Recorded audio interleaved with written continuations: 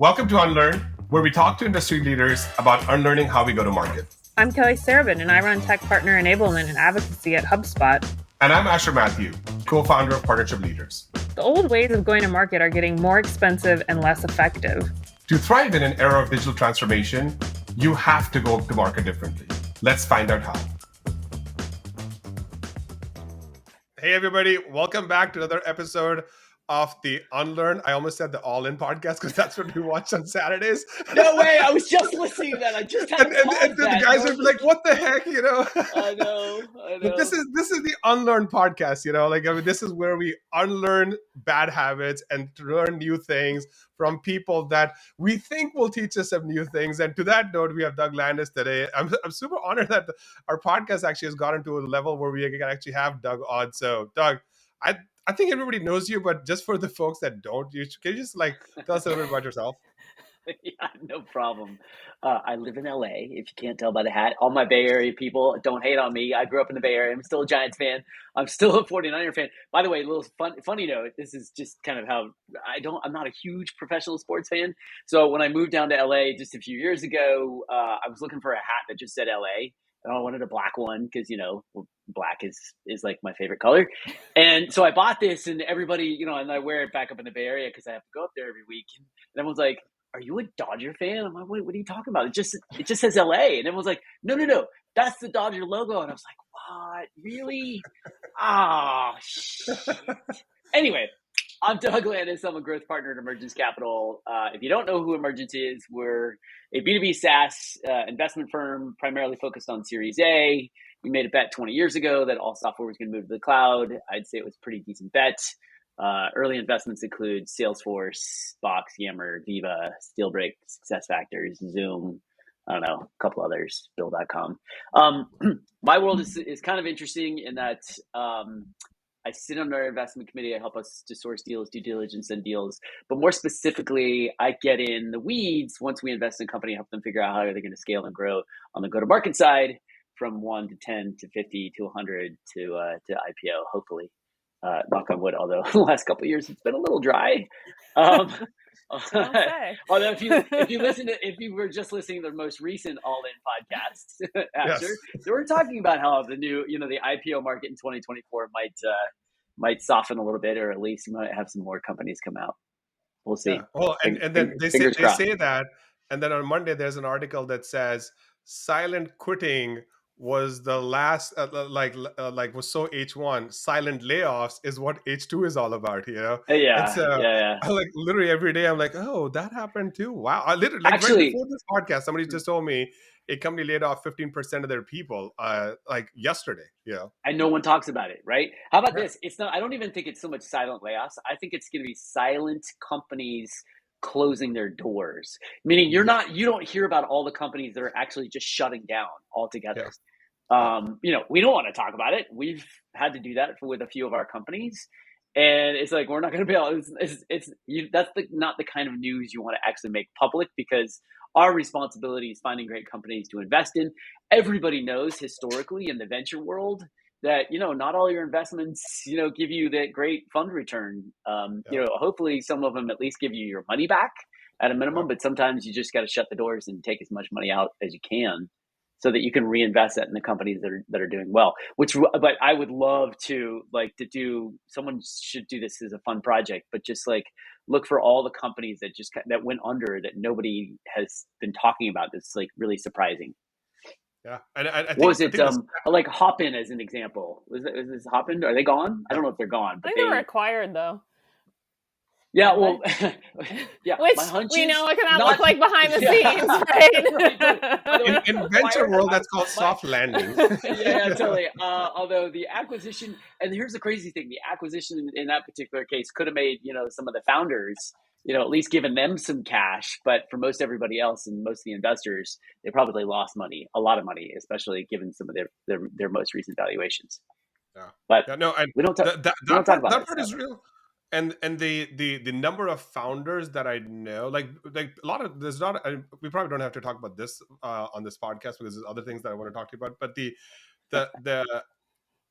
the mental state of founders right now is probably I mean, I met a bunch of founders standing in line at SVB because nobody goes to SVB, and for some reason PL had all its cash in SVB, so we're like, wow, this is going to be great. There's no more PL, and then I saw a bunch of founders there, and I'm like, wow, like you guys need help, there's the people that become founders when they're close to 40 and above, and those folks somewhat have a really good networks of other people that can support them. But then the folks that take the entrepreneurial route early in their lives, there were some people really stressed out, and I can only imagine what's happened since then in the world, right? Yeah. And you're probably dealing with a lot of those people.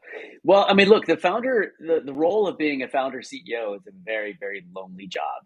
It's very lonely. And it's why it's so important to find other early stage founders and CEOs that you can talk to. And by the way, also talk to ones, bless you, that are super experienced, or at least have been down this road before. Because there's two things happening. Number one, it's like I said, it's lonely because you're not really going to go to your board with the scary questions that you don't necessarily know the answer to, even though that's kind of what they want you to go to them with, but you also don't want to go to them and have them lose faith in your ability to actually build this company and lead the company. And you can't really go to your team because they need to have faith that you know what the hell you're doing, because we're all following you and trusting you. And so who do you go to? Who do you talk to for some of those simple questions? And the good news is that's part of the value that I get to offer to our portfolio companies. Although even though I'm not a quote unquote investor or a board partner, oftentimes I'm kind of under that same umbrella or bucket. But the reality is founders need to find a community of other founders or other CEOs so that they can actually have some sense of normalcy, or at least just know that they're not completely insane. I think the other thing that's really important here is a lot of these early first-time founders, they've only seen 14 years of frothy growth. Right. And so maybe they were a staff engineer at Meta, or they're a staff engineer at Twilio, or director of engineering, VP of engineering. Yep. And they want to go start their own company. Guess what? Their entire career, all they've seen is up and to the right. And now they're in this position where they started this company and they're expecting this kind of the same growth that they've experienced in the past. And it's like, why isn't this happening? What I thought, we've got a great product, we've got a great idea, we're solving a really interesting problem, and it's not really taken off. And guess what? Investors aren't really responding or engaging maybe in the way they might have in the past. It's hard to raise money right now. It's not to say that it's not happening, because we are so busy right now looking at companies and talking to new companies. But I would argue that it feels like the diligence process is even more intense, because it's just like everyone's risk tolerance is just dramatically different right now, right? Yeah. And so it puts a lot of pressure on the founders. You're probably now looking for people that can actually become operators. I'm assuming when it was golden times, right? Like you're like, oh, okay, this person can maybe become an operator, and sure, we'll invest them and hope that they become. If not, we replace them, basically, right? But right now you're like, yes, you have to have operator DNA. If not have operator DNA, you're not getting funded. Is that? Yeah, I guess for us, we've always, kind of anchored on the person. Like if you really think about it in the venture business, we're making a bet on the person or people in the organization. We are, in the venture world, we're not necessarily, technologists or finance individuals. We're making a bet on people and on people's ability to fundamentally change the way we work. And so we're making a bet on you to determine whether or not you have a great idea and you're executing well right now. We believe that you're going to continue to scale and grow and execute and out execute everybody else in the market, out execute all your competitors. And by the way, you're not going to be perfect. That's okay. But we also believe that you're coachable, right? Because everybody in their first time, in their first time building a company is there's just a lot that they don't know, and there's a lot that they need help with. And the coachability piece is really important. It's similar to the way in which you look for revenue leaders. Are they coachable? Because if you're stuck in your ways and it's kind of like my way or the highway, that that lack of flexibility doesn't necessarily work in the startup environment. But I think Asher makes a good point. Some of those characteristics that you just named are constant across economic times, but if you're in a situation where you can expect to very quickly hit your Series A on lower revenue drive, right? You can be more of a visionary, more of like a strategic founder and play that game, right? Because pretty soon you're going to be hiring an actual VP of sales. You're going to be hiring people because you're expecting to get a shit ton more cash in, right? But right now, the environment is such where you're probably going to have to get yourself to a little bit more revenue before you can sit back and be more of the visionary and the orchestrator. So I think that makes sense, that the qualities that you need to be successful in VC-backed companies as a founder right now are a little bit different than they probably were 4 years. To your point, Doug, some of those characteristics are going to be the same no matter what the conditions, but yeah.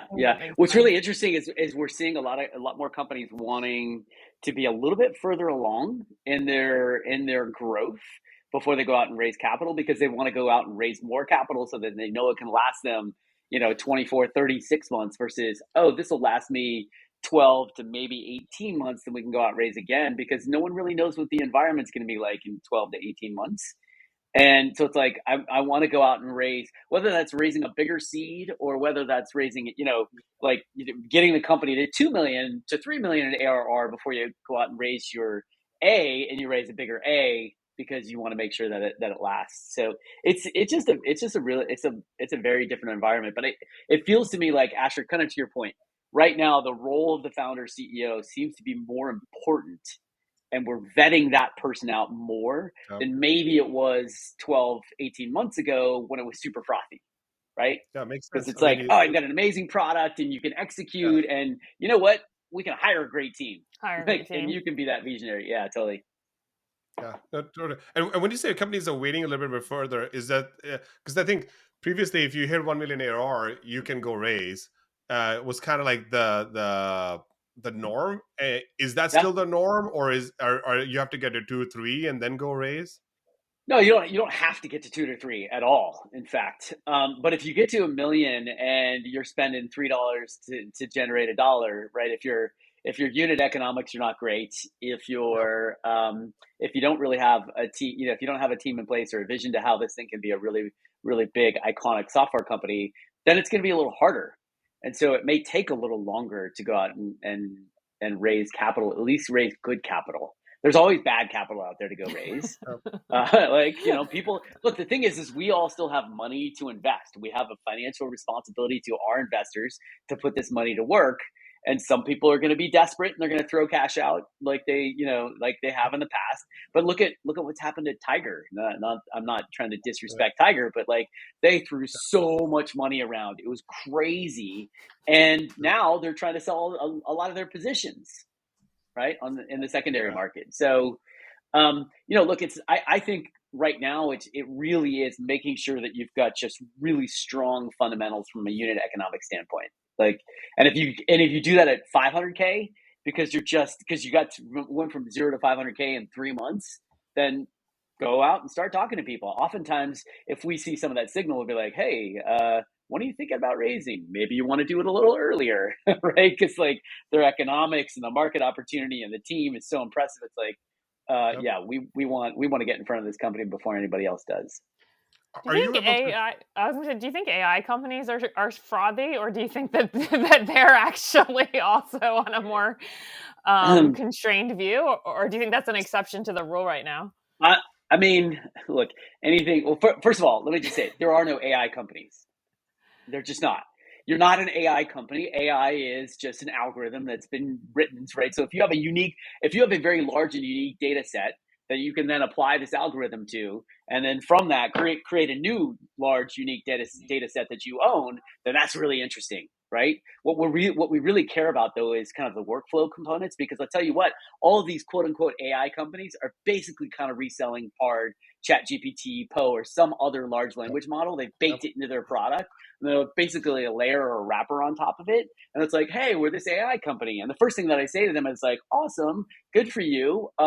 Have you talked to your target customers to know whether or not they'll even allow their end users to use a product like yours because it incorporates ChatGPT or something else?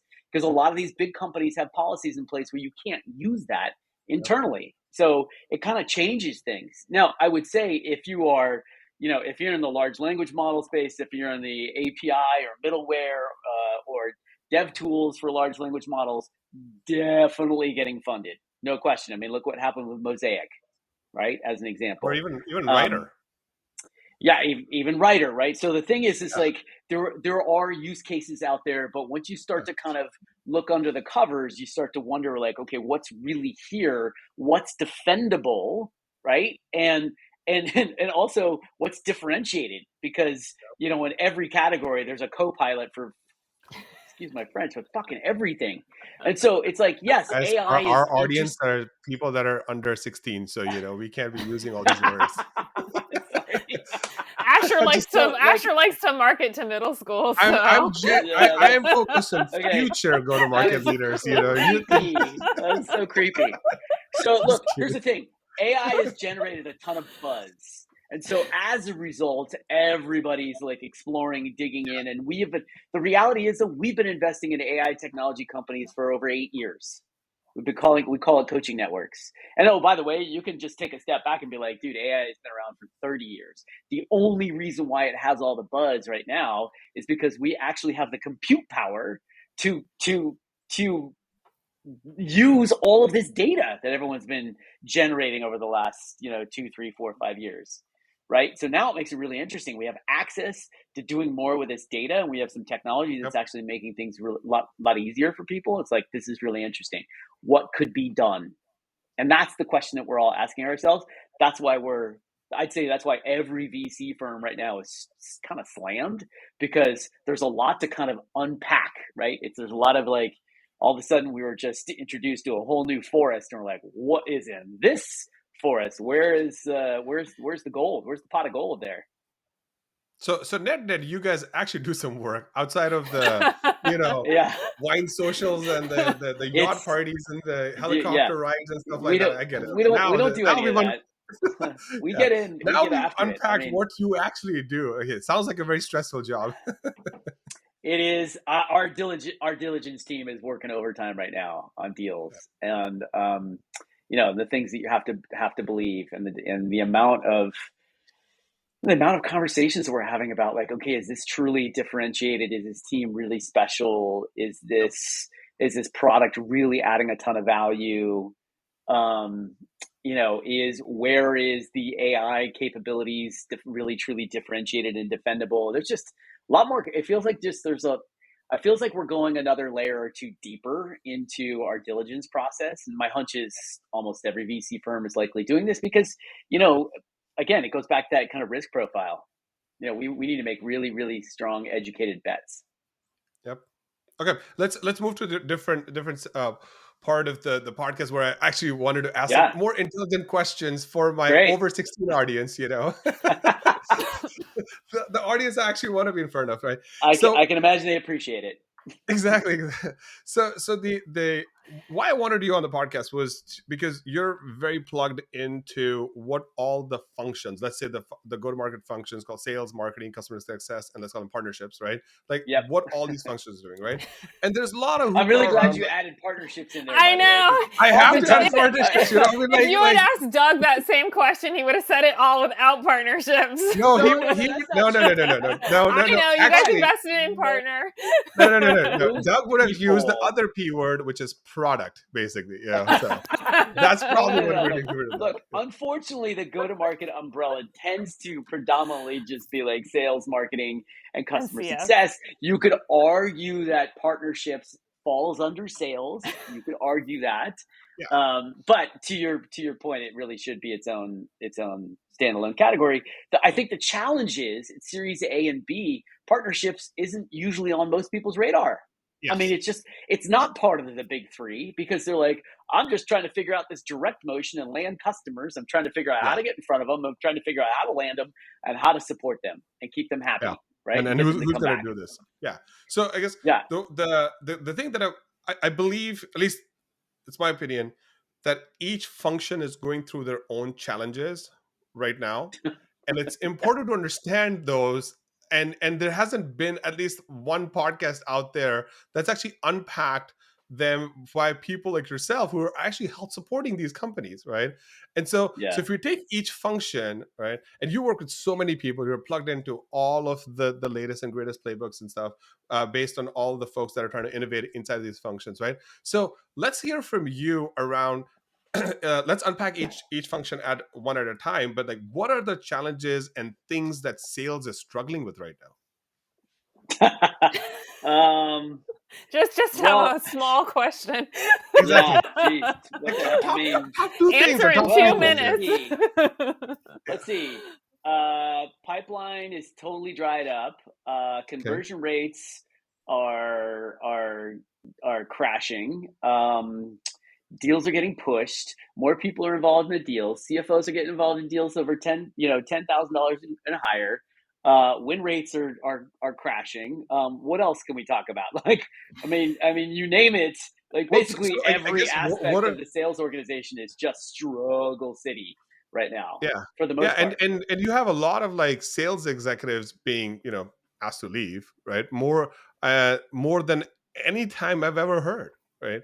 Yeah. And then churn's real, right? Because all of those problems that Doug just laid out can lead not only to executive churn, but salespeople churn, which creates further cultural problems and training problems. Well, I mean, look, here's the thing. If you can't generate enough pipeline to feed your team and your team's operating sub 50% attainment, like, why do I need everybody?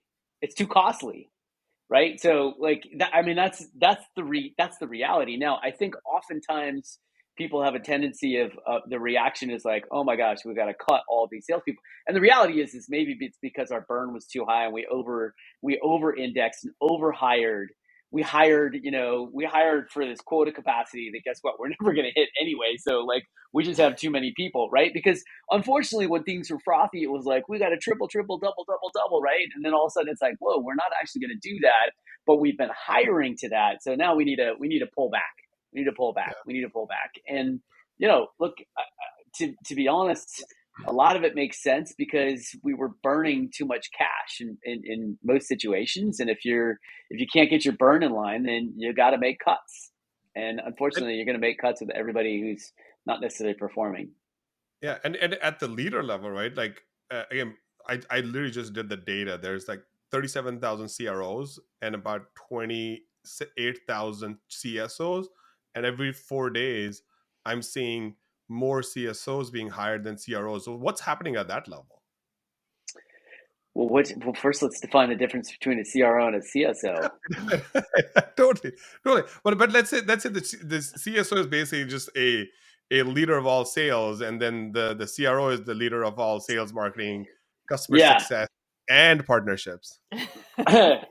Amen to that. So here's what's happening. Yeah. So there's a ton of turnover in sales leadership in we'll call it mid to late stage companies. So I would argue series B plus or kind of series C and beyond. There's a ton of turnover because guess what? Revenue numbers have been just tanking. And unfortunately, because revenue numbers are tanking, the board and the executive team is like, okay, we've got to make some changes. This isn't working. Maybe it's the sales leader that we had in place isn't able to really think strategically about kind of the entire revenue machine, and they've never owned marketing before. They've never owned customer success. And the reality is we need to think about all four of those functions, into like an integrated revenue machine. Yeah. And the reality is and there's a bunch of CROs, by the way, that have never done that. They've never owned marketing. Yep. They've never owned CS or partnerships. Maybe they've owned sales and partnerships, and that's about it. So they're a glorified sales leader, maybe more like an SVP of sales. And so the reality is this is like, okay, if we're going to up level to somebody that has that maturity to basically manage all four segments of the business or aspects of the business so that we know they're integrated. So we know exactly what's going on from marketing to sales, partnerships to CS, and how basically what this kind of people like to talk about customer journey, is really, we gotta hone in on that and really kind of double and triple down on the data that we're leveraging in order to make sure that we're identifying the right folks, we're engaging with the right folks, the right messaging, we're converting the right folks, we're extending our capabilities through partnerships, and we're actually making them wildly successful and happy. Now, here's the challenge. A lot of sales leaders in their current role today have not been through a downturn. They haven't been in this kind of market. So they don't know what to do when all of a sudden pipeline starts slowing down.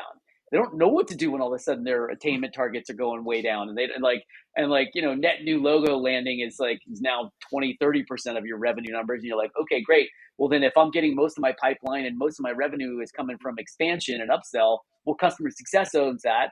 I haven't really owned that. So how do I pull that into my purview? And guess what? Founders and CEOs are going, well, guess what? You don't really have that level of experience. We need to bring somebody else in who does, who could be, who's maybe seen this kind of dip before, knows how to create, what I would call integration between marketing, sales, partnerships, and CS, and really knows how to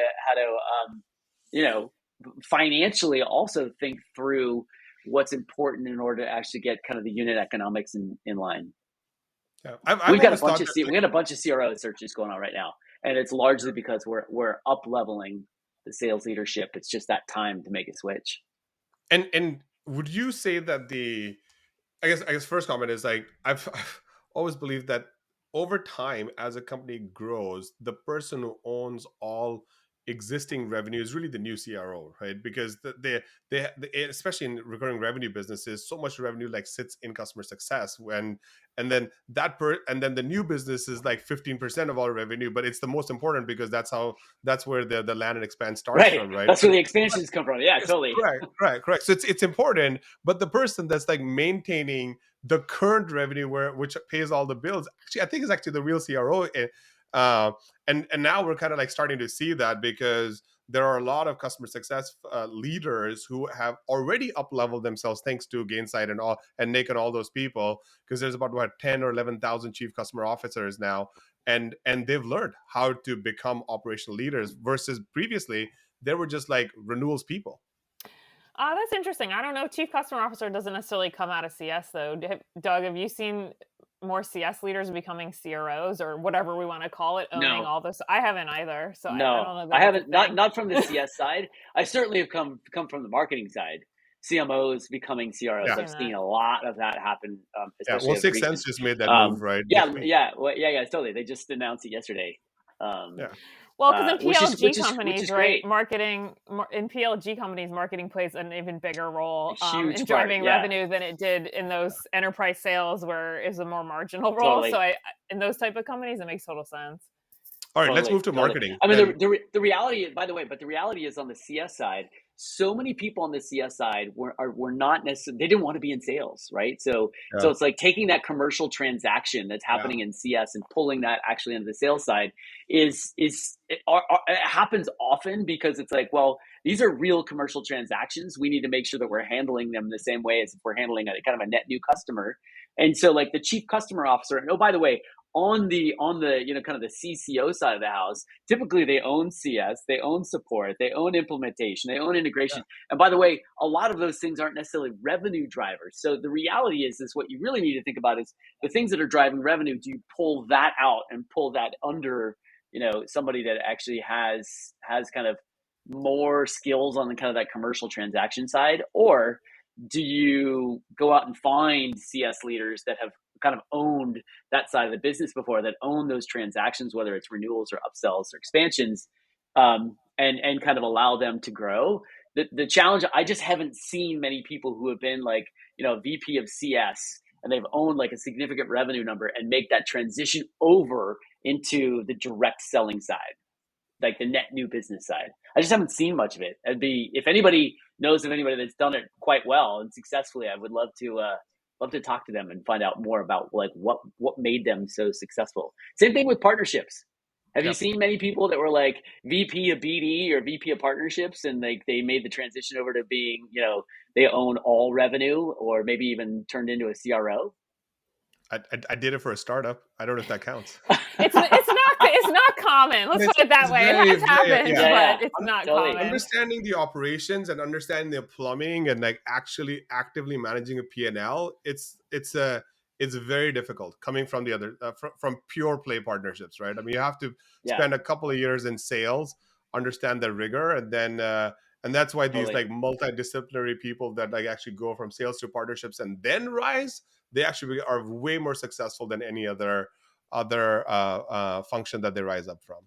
I mean, you know what would be really interesting is if you've got a company that's really frothy and you find, or a company that's actually doing well, and you find somebody who's like a high performing individual, you're like, this person's wicked smart and they've got a huge future with this company. Why not? And by the way, the one person that I know that actually went through this experience at Salesforce, of course, it's, oh my gosh, I'm totally blanking on his name. It's going to come to me in a second. Rats. It's killing me. Anyway, the point is, it's like, what if you actually created this, kind of made them like an executive in residence in the organization? So like you put them in charge of partnerships and build that program. Yep. And once that's up and running in 6 months, then you go put them in charge of CS and you give them exposure to the CS and what the upsell motion is and what support and what implementation is. Yep. And then you put them into a senior marketing position, a senior marketing role. And then you put them into sales leadership, and you make them the CRO. You give them exposure to all the functions as like, kind of an executive in residence. And then next thing you know, they are the COO of the company. Yeah. And it happens. I mean, there's a number of innovative companies that do believe in rotations for their executives, because there's rotations that happen below the executive layer, but it's not happening in like Series B or C companies, right? They have to be a little bit more mature, It definitely takes some time. No, it definitely takes some time to develop them. And I totally can't. I'm spacing on the person who I know, and oh man, we used to work together there we go. Kevin Egan, who's now the head of global enterprise sales at Atlassian. He's on his way to becoming like president. Is like, when he was at Salesforce, he was on a rotational program where they were putting him in charge of like ops and strategy, and like he was a sales leader, and they put him in charge of ops and strategy. They moved him over to customer success. They moved him into marketing. So like they gave him exposure to so many parts of the business. That's the reason why the guy's going to be president, CEO one day. No question. But what did he do next? So was Salesforce trying to put him into a particular leadership role, or did it just so happen that I think they were because he was strategic? No, they were developing him to be, president, SVP of some sort, CRO. They just knew that he had the skill and the horsepower to absorb and learn. And they're also kind of looking for another perspective, right? So when you take somebody that's got this expertise in a function, and you take them, like, for example, when I was working at Box, I had so much, especially as a chief storyteller, I had so much exposure on the marketing side of the house. I was like, oh my gosh, this is amazing. I didn't know all these people existed. Why do we have so many people in marketing? What the hell do you all do? As a company gets big, it's funny. It's actually a funny story. When a company gets really big and you start creating these silos, what you realize is there's a lack of communication in terms of what everybody does and the value that they deliver to the end customer, right? And I'll tell you, so one day our CRO and I went to go have a meeting with the whole marketing team, because we wanted to better understand, like, what exactly is marketing doing, and what part does everyone play in the machine of building awareness and generating some level of interest and creating demand for the company. And so we walk into this room. I'll never forget this. We walk into this meeting room, and there's like 60, 70 people in the room. And we look at each other, and like, by the way, the sales organization wasn't even that big. And we look at each other, we're like, the fuck do all these people do? Like, why are there so many people? And there was like 5 people in creative, and they're doing like, logo design and building assets for, our pitch decks and all that stuff. I'm like, do we really need 5 people for that? I mean, I'm not picking on marketing. It's just fascinating because we just didn't understand. And so we spent like an hour, everybody talking about what they did and their connection to the end customer. And that's really the important thing, is like, what are you doing that's driving value to our end customers to make them wildly successful? Like, if you are in creative and you're building, assets, it's like, how are you aware of what it is that you're doing and the impact that's having on our customers? And if you're not, then what the hell are you doing here? So given we're on marketing right now, what are some the top, like, let's call it marketing leadership challenges right now? I mean, every marketing leader is struggling right now with pipeline. I think there's 2 things, and partially this is a matter of like who owns lead development, but it's like outbound is really effing hard.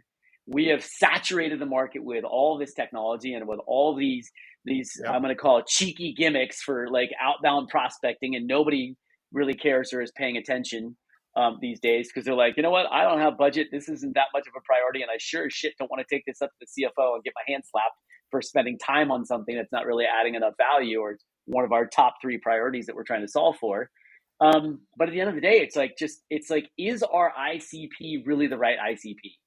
And I don't know if enough marketing leaders are actually being honest about this, but I suggest every single one of them go do some analysis of everybody that's buying, that's engaging in your product, that's renewing, that's actually upselling. Go find out who they are and do an evaluation as to who you're targeting. And it's like, are you off basis? Because in this market right now, what you're going to find is maybe your ICP that was like, the number one kind of target for you for a long time has shifted because it's no longer a must-have for them. You need to go out and ask the hard question, which is like, hey, what would you do if you no longer had access to the software? What would happen? Yeah. And if somebody's like, not the end of the world, then you're like, maybe don't need to target them anymore because in their minds, we're not necessarily a must-have. I need to go find the people that say, I couldn't do my job. That's really good advice. That persona and that industry is the one we have to double and triple down on. Sorry, go ahead, Kelly. I was just going to say that's kind of like foundational work, right? And when people aren't hitting their numbers, they get kind of desperate and they're just like more desperately pursuing those outbound without taking that step back and being like, let me do some foundational work to make sure this is structured properly, which can be counterintuitive when you're feeling desperate. But to your point, you're just going to be throwing good money after bad if you don't do that work. And things have changed so much in the last year that your ICP very well might have pivoted in a way that you didn't realize. Well, and then think about it this way. The question is going to be like, so you're spending all this money, what are you getting out of it? Right. And so if it's not something that is measurable, that is impactful to the company and the business, then stop spending. Right. Because spend is just being challenged. It's like, are we really getting that much? Are we really having that much of an impact with SEO and SEM? Our SEO, SEM approach. I'm not saying don't do it. But like, how are we measuring the impact of that? What is that converting into? And how are you seeing that struggle today? Because I think for marketers in general, some of the trends I'm seeing, right, is this shift to what we call community-led growth or dark social, word of mouth, referrals. Like, I think that there's kind of a consensus within marketing that this is very important, yet it's still very lacking in attribution for most companies. So curious, are you seeing that with your companies kind of struggle between people are talking about these different strategies, but they don't have a good way to measure them, so they're feeling pushed to stick with the. I feel like you're bringing up a topic called attribution, which is a dangerous topic. Yes, because it's also in worth marketing podcast. Well, yeah, it's totally podcast on its own. I mean, like, let's just talk about attribution. It's like, really, is it real? Like, everyone gets so caught up. I mean, look, at the end of the day, the problem is the incentive structure for marketing is like, I need to generate X amount of leads for sales, right? And how am I going to do that? There's a number of different approaches, whether that's SEO, SEM, community engagement, dark social, whatever it may be, content, which is everyone's focusing on. By the way, quit gating your content. Stupid. No one cares. I'm going to go find it on Google without having to fill in a form. So forget it. Like, you know what I mean? Like, just quit it. Make it available. Make that part of your brand. But the problem is we gate it because it's like, well, I want attribution. It's like, who cares? You know what, marketing? Incentivize marketing on 2 numbers. The same 2 numbers you should incentivize your sales leader on.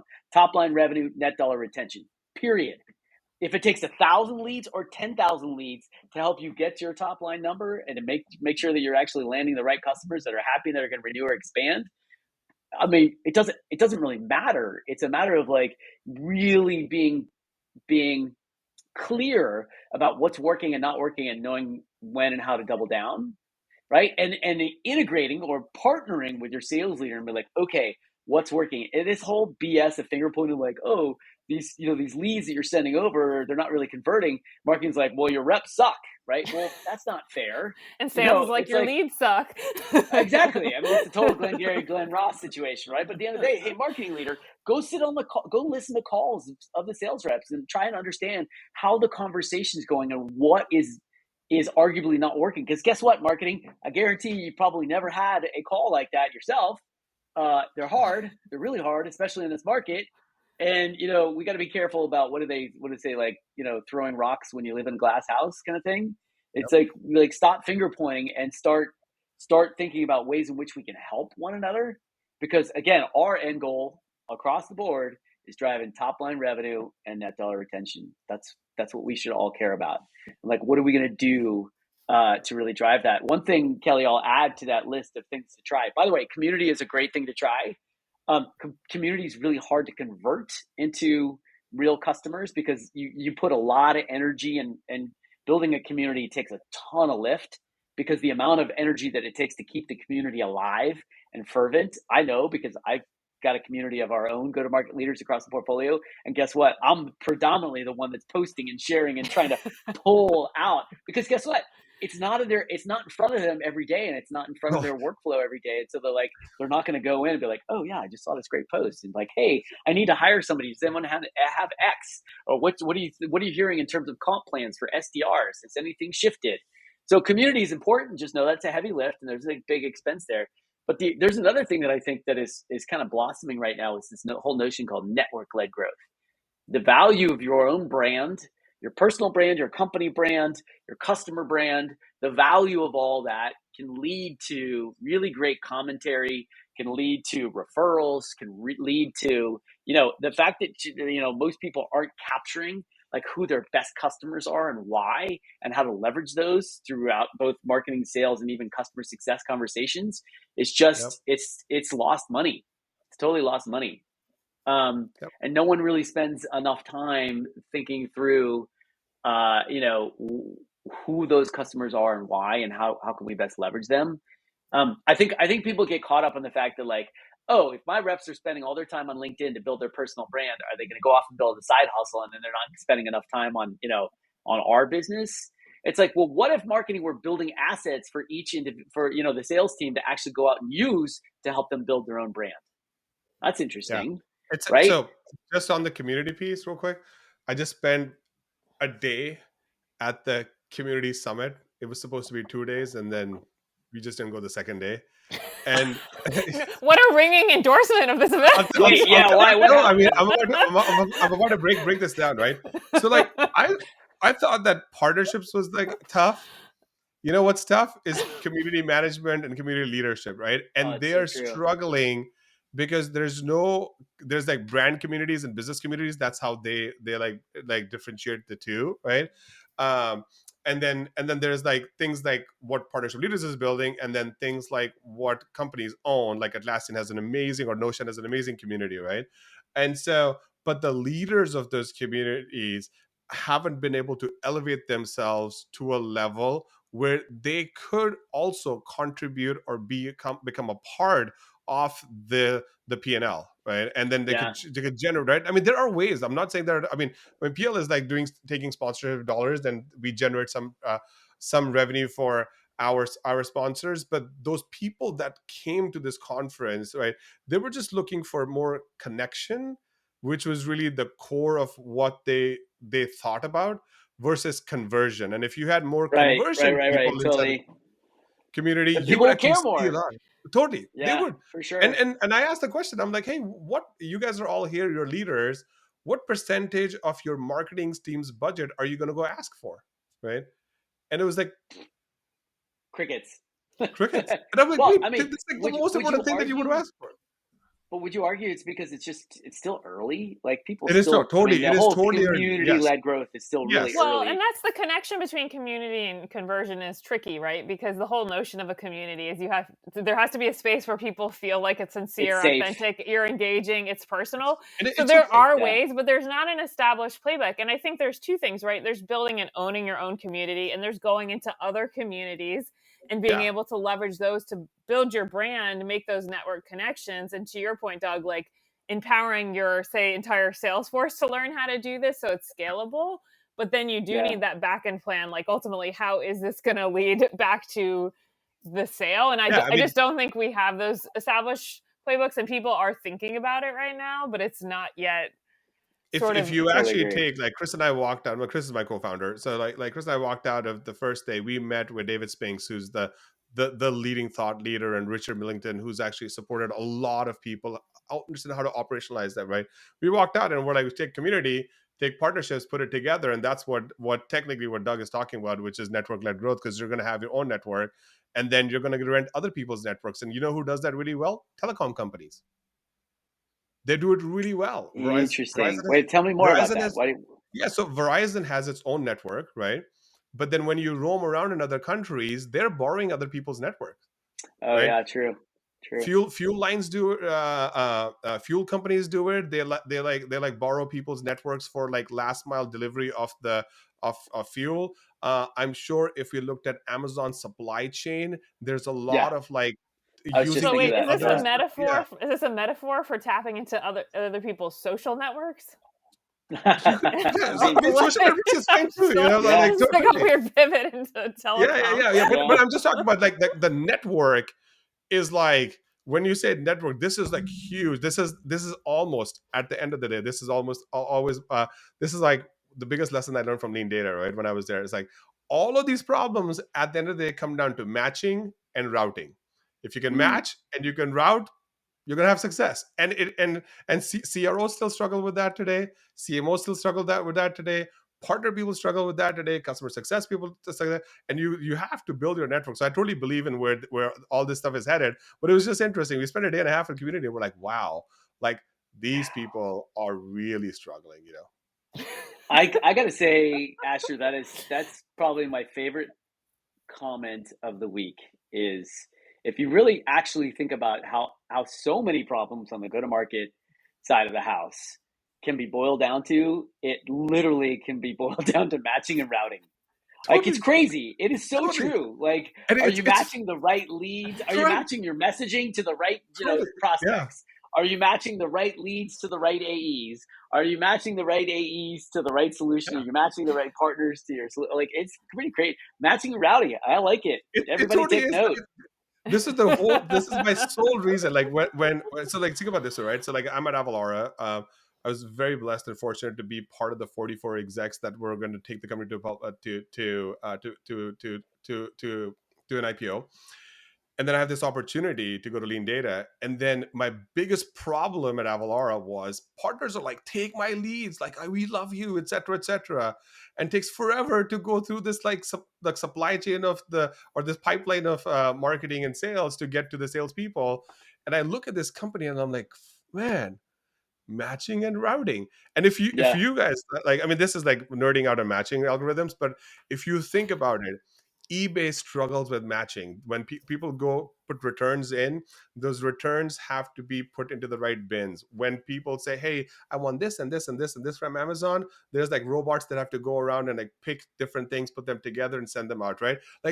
Like if you're for my 16 and under audience, like if you're looking for a mate, you have to like match with the mate and figure out, are we going to be routed towards a life together, or we're going to, so like there's a lot of like my biggest thing, literally like the philosophical learning from Lean Data was like, all things in life are matching and routing.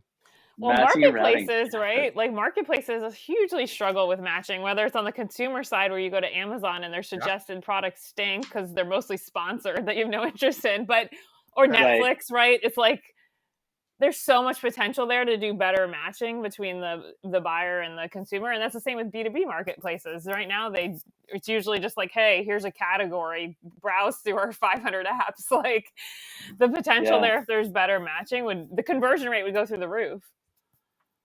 On that note, given that I have a moment where Kelly is not actually clowned everything that I've said, we should end this podcast. Actually, I got the comment of the week. Let's end here before we get more into my middle school relationships. There's like 4 different points in this podcast. I'm like, oh, Kelly's going to cover me right now. And I'm glad, like, Doug's pretty vocal, so he protected me this time around. But this has been great. I mean, we've always got feedback that you should keep our podcast below under an hour. But Doug, thank you so much for coming to the show today and like teaching us a little bit about like what the each function's challenges are. If it's okay, we'd like to bring you back like in like 6-7 months to kind of get a pulse for like what's changed. Yeah, and then kind of go through he didn't tell us what's wrong with partnerships, so we got to get to that in the next conversation. Totally. He's like, nobody thinks about partnerships. That's their partnerships problem. I mean, look, I 30 think seconds on that. I mean, like, I just think partnerships. I think there is a perception issue with partnerships, and that they're heavy, they're costly, they're time consuming, they delay deals, and then of course then they take margin, right? So at the end of the day, it's like, wow, that seems to be like a bigger lift than I actually have time, money, or resources for right now as the sales leader or marketing leader or what have you. And so it's like, I'll put that on the back burner until I start getting we call market pull, and until they're partners that are going like, hey, we want to work with you. Here's how we could add a ton of value. I just feel like there's just a massive perception issue that they're just really difficult, and they don't add as much value as hiring one more rep who's going to go out and land a bunch of direct business. And so, especially in early stage companies.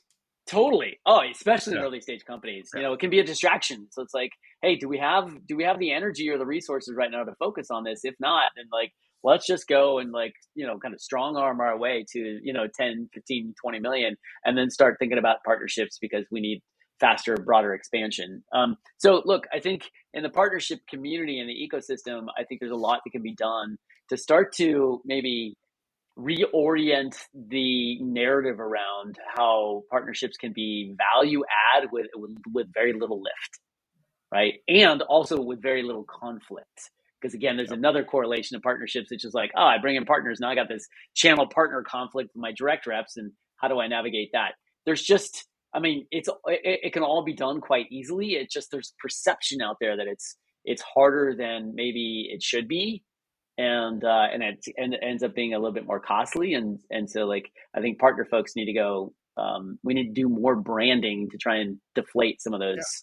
And the partner leaders actually have to talk about this themselves, right? Like external forces are not going to be able to do it. They should stand up and be like, hey, here's the quick play and here's the no conflict, right? Like the other go-to-market leaders are not going to be like, oh, hey, are you feeling sad and lonely today? Let me like help you with this thing.